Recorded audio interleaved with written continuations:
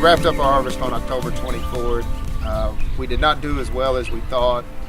Once we got the combine into the field, we realized a lot of problems and a lot of mistakes that we made. And you know what? We told you from the beginning this wasn't an expert shooting a video series, but instead we were going to show the warts and all, and there were a lot of them. So we're going to talk about what we did right, what we did wrong, but it's mostly what we did wrong. One of the mistakes we made is we decided to plant a Group 3 bean. The theory behind that was the less exposure to the pest, the less time out in the field, the less exposure we had, to try to protect ourselves, since we couldn't spray any of the conventional herbicides, but mostly the insecticides. So what we've learned is when doing organic, you're already doing something kind of out of your norm. You're already doing something that's a little different than what you're used to. Don't make it even more different or more difficult. So we planted the Group 3s, and then this harvest we got caught up with rice and corn harvest and didn't get to the beans in time, and we had a lot of problems with shatter, or they were popping out. I bet we lost around minimum 25% of our yield to beans popping out and laying on the ground. So this upcoming year we're going to go back to planting a late Group 4, early Group 5 like we do on the majority of our operation, and we're going to plant them last, probably around June. Still limit our time frame that they're in the field. Hopefully harvest them last, clean up, harvest them last after everything else is kind of finished and we're not in such a rush. So that's the new plan. Secondly, we wanted to leave everything as flat as possible for two reasons. One, so the plows would work a little better without a water furrow, or as we've called them all year, without a water fur. Once we got the combine out into the field, we realized that just using the plow marks to move the water through the field did not work as well as we thought, or some sort of a berm irrigation as we called it. That wasn't as effective. We had some places where there was too much water, some places not enough water. So next year, our last plowing, we'll definitely put some wings on and try to make some sort of a furrow.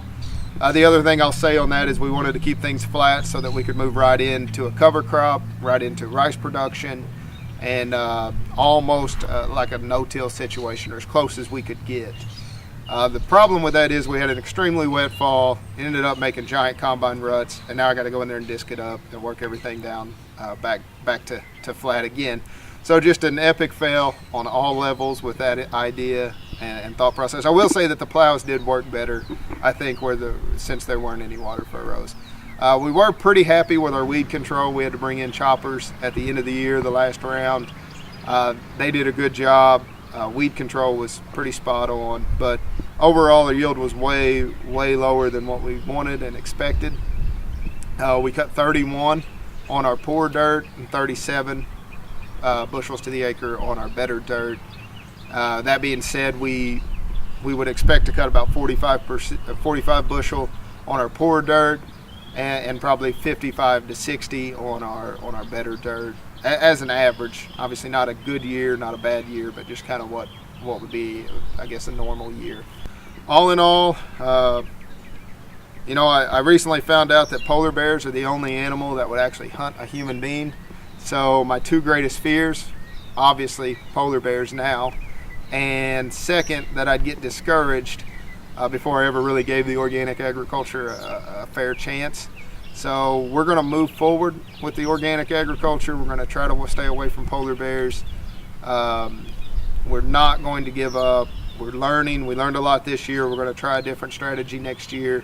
Try to do a better job with our cover crops, as we failed to get another good stand going into this spring. But all in all, I think the numbers still work out a little better for the organic, and I'm excited to continue to try it. We're going into transition 2 year next year, and hopefully it all works out, and we're going to just continue to try to learn and get better at what we're doing. Thank you guys for tuning in. Thank you for watching. Cade McBroom shooting this video for Pipeline Foods. Thank you.